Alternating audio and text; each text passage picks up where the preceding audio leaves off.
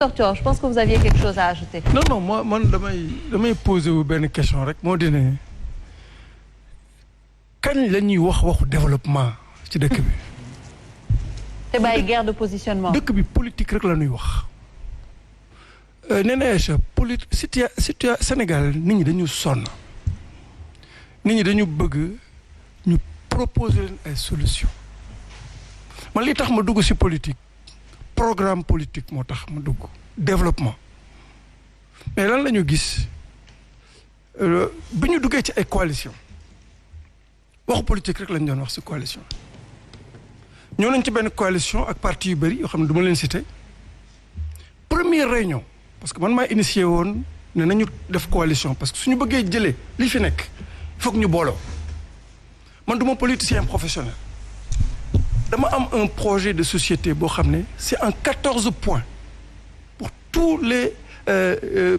états de la décentralisation am na ñu mu fa proposé bi ñu ñëwee ci réunion de coalition bi man je m'attendais à ce que ñu discuter de programme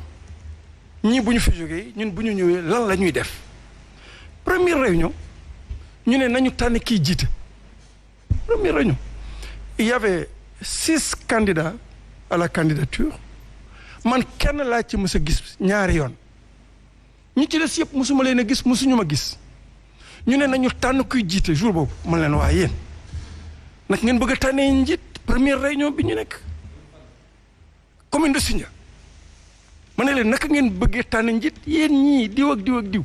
tey ngeen may doog a gis tey laa leen di ci gis man dama yaakaar ne première réunion bi dañu waroon waxtaan xamante xal lan moo ñu boole fan la ñu jëm ba pare doog a dem ci leneen mais fa la ñu nekk di wax pendant 3 heures de temps waxu kuy jiite kan mooy jiite kan mooy jiite donc soo gisee coalition yi di tas bu mu la bett gis nga politicienne fu mu dugg juboo du fa am par contre su ñu ñëwee ngeen ne ñun dafa am politique boo xam ne dafa doy bu ñu gis ci askan bi ñu bëgg ko changer suñu ko bëggee changer fii la ñu war a jaar fii la ñu war a jaar lii la ñu jëfandikoo mais loolu déggoo ci dafa yomb parce que man su ma xamee ni kii dañ ko fiy jëlee lii la ñu war a def après lii la ñu koy defee nii la ñu koy defee am na yoo xam ne dañ koy jombale suñu bopp mais man ku jiite baax na su leeree lool ku jiite baax na fekk kay jiite na ma ëpp xam-xam na ma ëpp expérience na ma ëpp jaar-jaar ba pare gën maa jub su loolu dajalee mais man ku nekk mën na ma jiite aw ma problème ci loolu mais gis nga tant que ñu ngi def politique politicienne di waxtaanu politique même débat bi mais xool débat bi li ñu fi wax yëpp. ay diw ànd na ak diw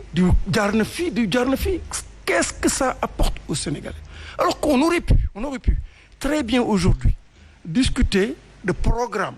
lan la suñu communes yi soxla tey gis nga élection yi man musuma gis engouement populaire bu mel nii gis nga candidature yi ngay gis yu bëri yëpp engouement la rek population yi man élection dadaa jaar fii ba dem doo yëg ne sax élection locale am na par le passé mais cette fois-ci les populations sont vraiment impliquées donc les politiciens ont encore raté le coche ils ont raté le coche pour proposer des stratégies de résolution des véritables problèmes. Mais est-ce que c'est trop tard? Est-ce que c'est trop tard déjà de parler de coalition? Parce que tey normalement investiture yi moo war a jàll après dépôt des listes maintenant après les gens vont se concentrer peut-être parce que ku nekk xam ne que war nga nekk candidat définir nga sa programme booy proposer aux populations. loolu moo tax toutes les coalitions yi am volé en éclat coalition boo xam ne da nga ko basé uniquement sur les discussions politiques nag ngeen di jubóowee. Est-ce que c'est pas des étapes à franchir? C'est pas des étapes, je suis désolé. C'est-à-dire que bés bu ngeen bëggee am par exemple une coalition solide si vous ne bu ngeen basé wul coalition bi ci programme du gouvernement mënut a taxaw coalition yi ñu fi taxaw yëpp laa wax même Benno Bokk Yaakaar bi ñuy wax mais lu tax Benno Bokk Yaakaar en tant que programme mu en tant que coalition mu durer autant ils avaient un programme quoi qu'on dise dañu am programme ba pare di topp programme boobu. pour les maires. non je parle globalement. xam nga benn bokk yaakaar mais si tout le monde gis nañ ñëpp loolu moom loo leen bañ. nga xam ne quand même c'est une coalition qui a duré quand même. non de 92 ba maintenant. coalition benn bokk yaakaar ça n'a pas volé. Moussa déedéet durée bi c'est pas parce qu'ils ont un programme économique Macky Sall a tout mis en place aujourd'hui pour ne pas perdre des élections xam nga élections yi ñu mujjee. ku wax sa dëgg xam ne élection yii ñu mujjee élection présidentielle yi am na loo xam waru woon demee noonu d'abord de parler parrainage ak aussi de parler les résultats et de la rétention aussi des cartes d'identité. Man je donne un exemple man sama wàll bopp ma carte d'identité je l'ai retrouvée dans la région de Diourbel. Pendant 2 ans, j'ai été à la recherche de ma carte d'identité. Quels sont les Sénégalais qui ont été dans cet état de figure-là? Toog naa fu nekk wax naa ko sur tous les plateaux. Il y a beaucoup de Sénégalais xam on a égaré leur carte d'identité et ils l'ont fait volontairement. Loolu je crois que ku bëgg a gagner élection ci boppam moom mooy jël ay carte d'identité jàmbur tasaare ko fenn fu nekk ci biir Sénégal. Deuxièmement problème mu Gadiaga wax na ko léegi ce qui s'est passé aux Parcelles Assainies pendant les élections législatives. Si on a gagné, si Benno Bokk Yaakaar a gagné les élections législatives là-bas, c'est parce qu'il y a eu des ordres de mission de façon outrancière. Loolu moo tax ñoom ñu gagné élections yooyu. Donc il ne faut pas parler de programme. Un parti qui arrive au pouvoir, tu fais 2 ans, tu présentes comment dirais-je, comment dire seen programme nu mu tuddee sax. yoonu yokkute.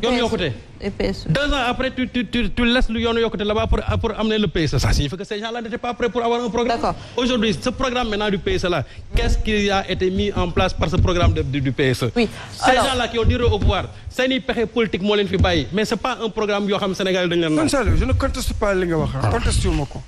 dama la bëgg wax rek ne la. te loolu. non ñu ngi ñëw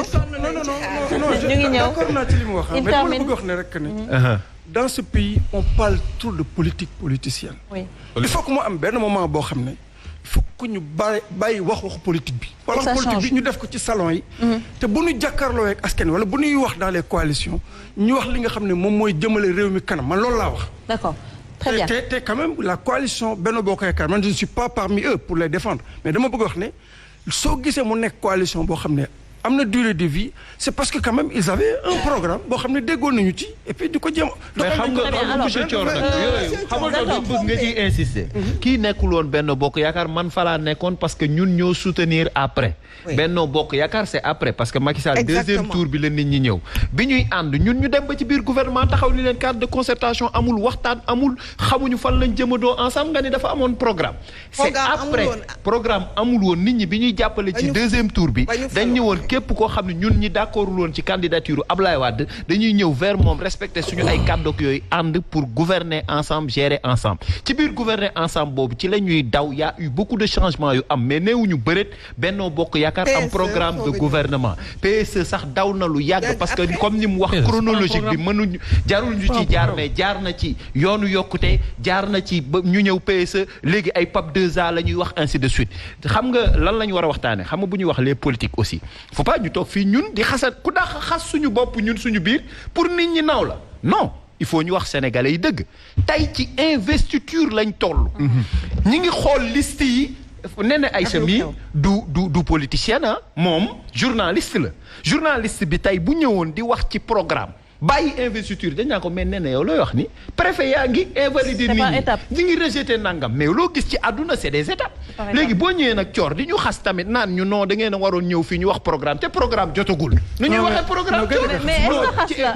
balaa nga ko kële da nga ko tànn tey ko def ay donc man dama bëgg man ci la bokk dama bëgg aussi waaw dama bëgg ñu dellu ci cadre fi ñu nekkoon ne par rapport ak investiture yi par rapport ak li ñu war a waxtaane mais bu bëggee yam ci ñaari nit ñuy wax loo xam ni aussi dañuy toog di xas suñu biir politiciens yi di réeral nit ñi aussi tey ci investiture la ñu toll investiture la ñu mën a waxtaane danañ fi bellu si bis wax ci programme man mi ñun ñi géré woon Soham Wardini yoroon ville ni nii laa yore fii laa ko bëgg a yóbbu na fi mi bëgg bees jot ni man de lii laay proposé Zator ni ñun lii lañ bëgg loolu dina ñëw mais c'est des étapes c'est un processus alors je pense que xasu leen quand même dafa doon wax rek ne que il faudrait que ñu wax waxu programme mais Zator tout à l'heure bi muy wax waxu coalition entre wàllu bi mu nekkoon dama la gis ngay ree est-ce que ça veut dire que peut-être tas bi coalition yi di tas tu t'y attendais un peu d'abord je voudrais présenter mes excuses à votre endroit mais également à l'endroit de jégalu bu baax alors juste conforter le docteur Thior ci li mu wax mais bi ñu dem élection chaque candidat avait son programme. Alors votre micro est éteint. Voilà c'est bon. Je disais que bi ñu dem élection 2012 chaque candidat avait son programme. Macky Sall avait son programme, Moustapha Niasse en avait, Ousmane Tanor et cetera Idrissa ñëpp waa ñu amoon seen programme c'est bien vrai maintenant PSE c'est dafa jóge programme nekk plan ça on l'a voté à l'Assemblée nationale après 2012 en 2013 tu as bien raison le socle aujourd'hui politique bi lal la coalition li ko dëgëral c'est le plan Sénégal émergent xam nañ fi ñu jëm kooku nag moom ñëpp mën war nañ ñu ko mën a nangul quand même. et ba ngeen faloo ngeen am plan baal ba ñu programme la ñu présenté Sénégalais yi fal ñu jël programme bi transformé ko plan un plan et un programme bokkul. d'accord c'est différent. ci coalition yi am nañu suñu programme suñu plan di ko doxal dafa mel ni nga jël sa avion yeeg am